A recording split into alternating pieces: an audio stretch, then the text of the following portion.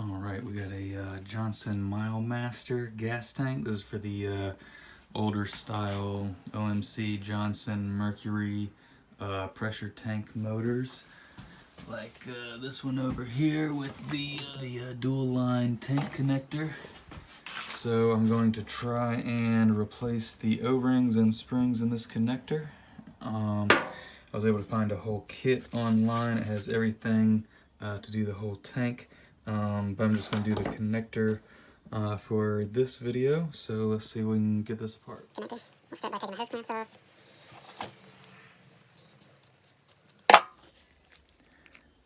So what we need to do is find a punch that will fit through the back of these, and then something to brace it on so that these two brass donut things can come out.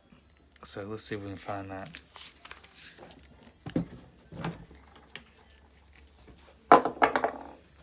It also says fuel and air on the connector. It also says fuel and air on the tank, so can't mess that up. My smallest punch didn't fit, but I did find a drill bit that fits in there. Hopefully that's enough to punch out what we need to punch out. So now what we need to do is brace this somehow, either on both those points or something. So I'm gonna see if I can find something to brace it on, so I can get this little brass donut thing. So I found this little right angle bracket. I'm gonna try and use this. Just brace it on the hammer. Fail. So I have this other drill bit piece and I try and use them both at the same time.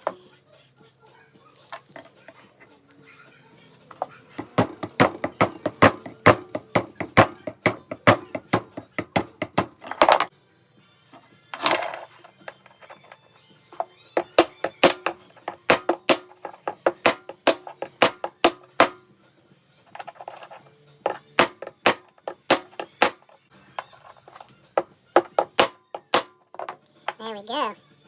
Nice rusty spring. So it took a couple good whacks. I ended up just putting this right on the little bench I have here. But here's the order. You got the rusty spring, the little stopper, a washer, and then the O-ring, and then the brass retainer donut. So with our kit, I hope I didn't crush with this hammer when I just moved everything around. So with our kit, we have new O-ring, new spring.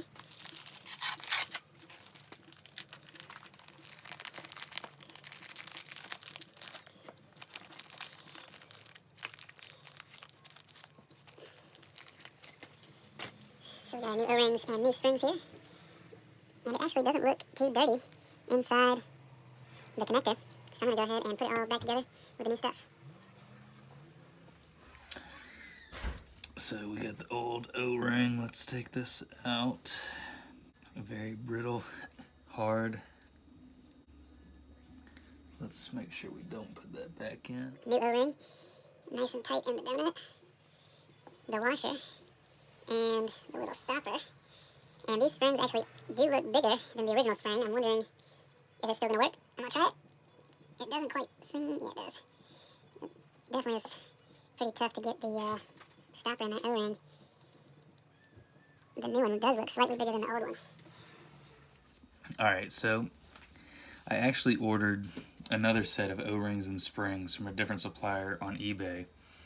And he sent them in a regular paper envelope, and the envelope got wet and went through the USPS mail sorting and ripped the envelope. The springs fell out. Luckily the O-rings were still in there. So I just wanted to compare the O-rings, and it does look like the O-rings are different sizes. So I'm going to go ahead and go with the smaller O-rings. I'll see if I can put a picture in of the actual sizes on the ruler here. But it does look like the springs are also different sizes. So I think I will reuse the old spring because I think these springs are a little too big. I'm not sure which tank these would go to. I have seen a smaller version of this tank that actually goes with the motor I just showed. And this tank goes with the motor that's actually on my boat, which is a 10 horsepower.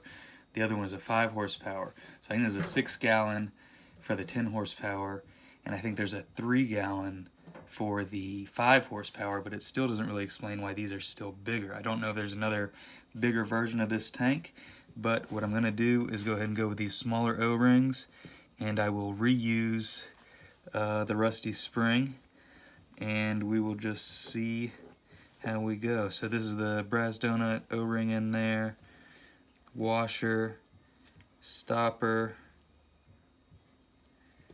spring, and now we have to put it back in here.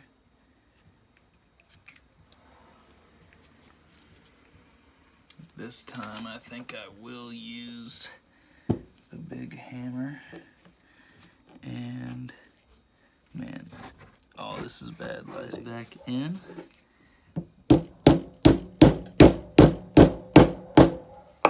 Just like that. So one side's done. This other side looks like it's really bad. So let's see if we can get this off. So we're just gonna take this little weird right angle bracket, precariously place this on here so you can find the broken drill bits that I'm using here. And it does take a couple good hard hits. No movement yet. And I broke that piece of the drill bit. Alright, we got some Ryobi drill bits. We'll see if I can hammer it out with this. The other little cheap drill bits I was using kept breaking.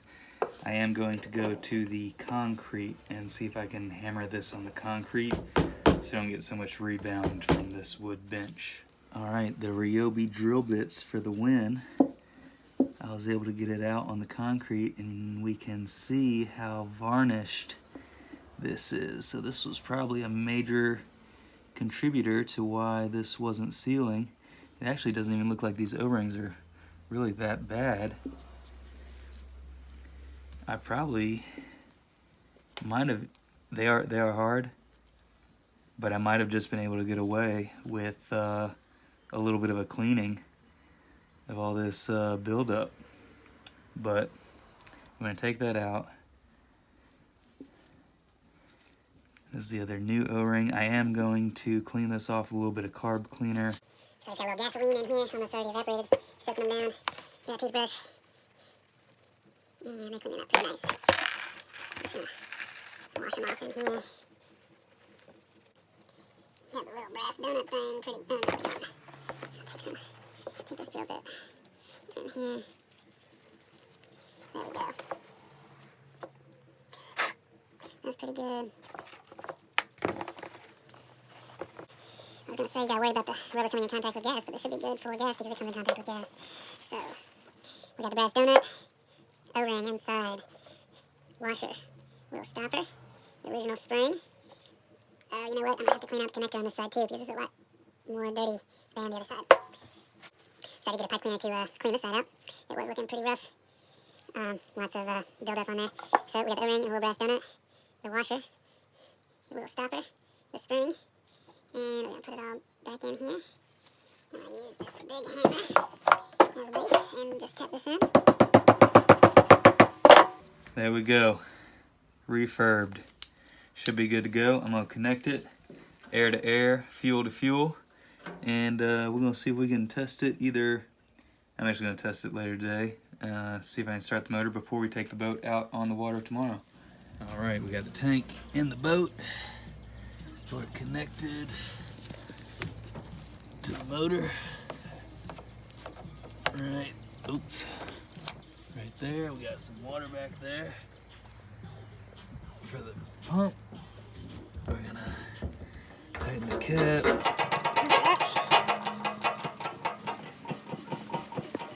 No leaks from the connector yet. And we're just now stopped on the primer. Let me see if I take this off and we spray fuel. Tank under pressure, not spraying fuel. That's nice. Just little drops when we connect it. This motor hasn't started for, I don't know, I can't see anything with the strap in the way. Alright, we got the boat loaded up on the truck. Let's check out this new connector. I say new connector, but it's just a new O-ring. Same old springs, Same old connector. Plug it in. Tighten the cap. And we'll prime it up. I don't have the little indicator on where start, stop, and slow is, but right about in line with the scene is where the start location is. Let's take it out of gear, prime the motor a couple times, and yesterday it started right up.